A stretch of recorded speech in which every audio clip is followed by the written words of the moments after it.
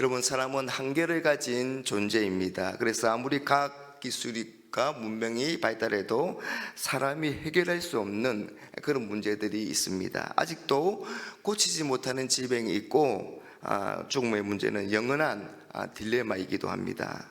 그래서 사람에게는 이런 문제를 해결하는 복된 소식, 기쁜 소식, 즉 복음이 필요하고 이런 복음을 듣기를 원합니다.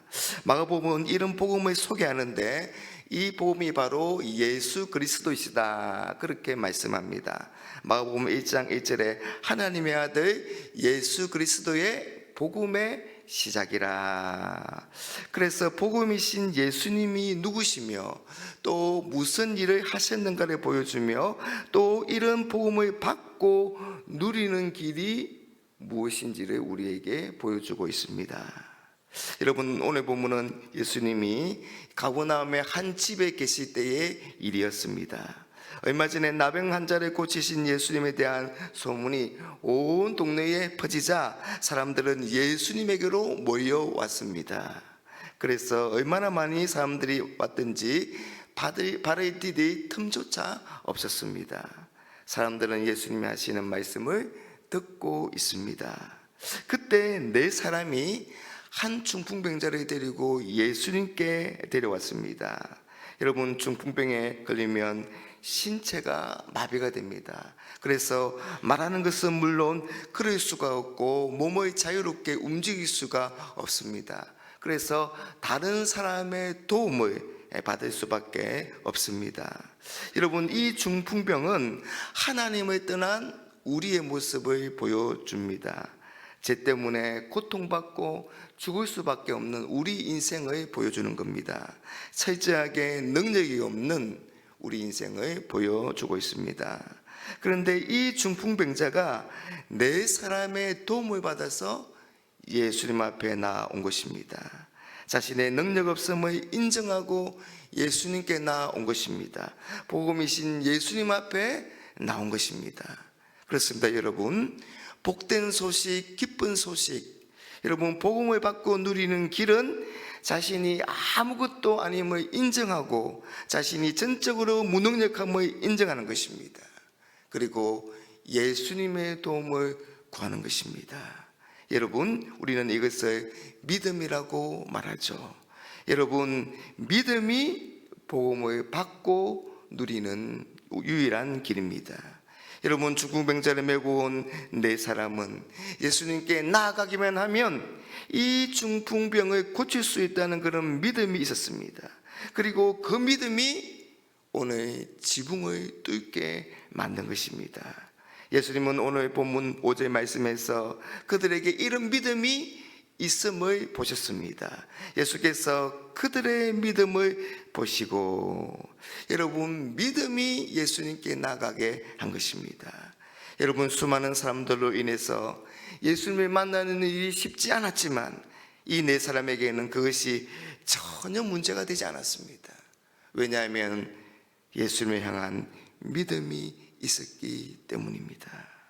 여러분, 이 믿음이 불가능을 가능하게 만들고, 이 믿음이 장애물을 극복하게 만들고, 이 믿음이 포기하지 않고 새로운 것을 시도하고 도전하게 만든 겁니다.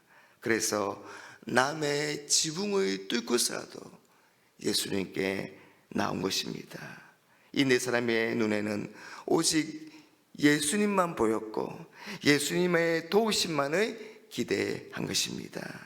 여러분, 믿음은 예수님과 예수님이 베푸시는 은혜에 집중하게 만드는 겁니다. 여러분, 믿음은 우리의 신앙을 살아있도록 만드는 겁니다. 여러분, 믿음이 확실하면 그 어떤 것도 더 이상 문제가 되지 않는 법입니다. 여러분, 만약에 오늘 이 네 사람에게 지붕이 막혀 있었더라면 아마 이 네 사람은 땅굴을 파서라도 예수님 앞에 나왔을 것입니다. 여러분, 우리가 복음을 받고 누리는 길은 믿음입니다. 뿐만 아니라 복음에 합당한 삶을 사는 비결도 믿음인 것입니다. 여러분, 우리는 믿음으로 사는 것입니다. 믿음으로 인내하는 것입니다. 믿음으로 용서하는 것입니다. 믿음으로 헌신하는 것입니다. 믿음으로 어려움과 고난을 이기는 것입니다. 오늘 이 새벽에 기도의 자리에 나오신 여러분들에게 이런 믿음이 있으시기를 주님의 이름으로 축복합니다.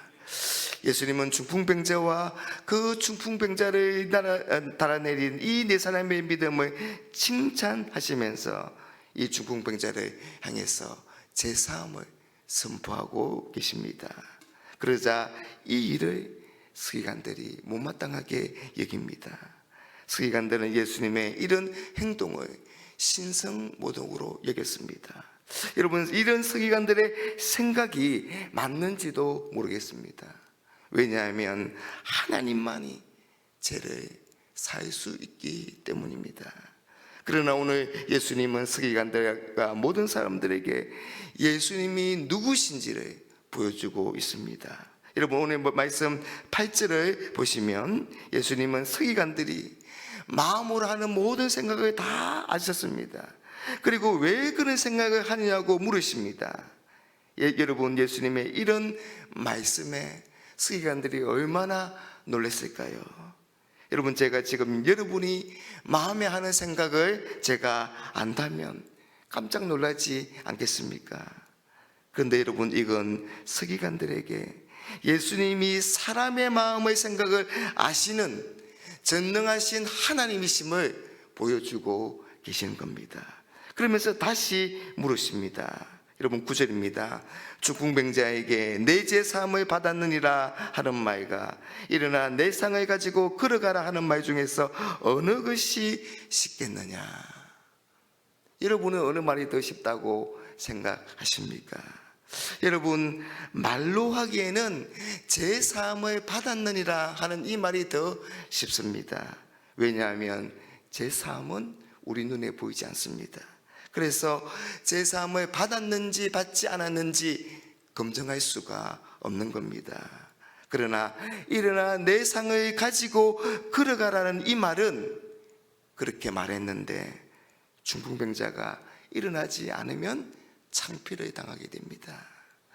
예수님은 서기관들에게 이런 질문을 하신 후에 10절에서 자신을 인자라고 말씀하시는데, 여러분, 인자는 다니엘서에 나오는 그런 표현으로 구름을 타고 하나님 앞으로 나아가는 하나님의 아들을 가리킵니다.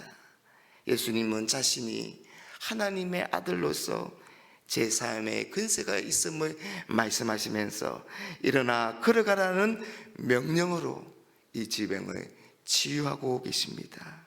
그래서 예수님이 질병을 치유하는 근세도 죄를 사하는 근세도 모두 가지고 계신 그런 하나님이시다라는 것을 우리에게 보여주고 있습니다.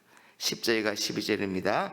그러나 인자가 땅에서 죄를 사하는 근세가 있는 줄을 너희로 알게 하려 하노라 하시고 중풍병자에게 말씀하시되 내가 내게 이르노니 일어나 내 상을 가지고 집으로 가라 하시니.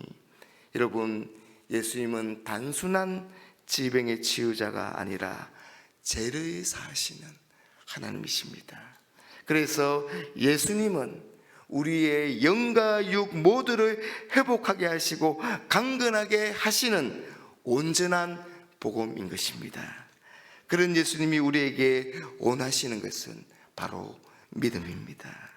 예수님은 중풍병자와 네 사람의 믿음을 보시고 그 중풍병을 고쳐주셨습니다.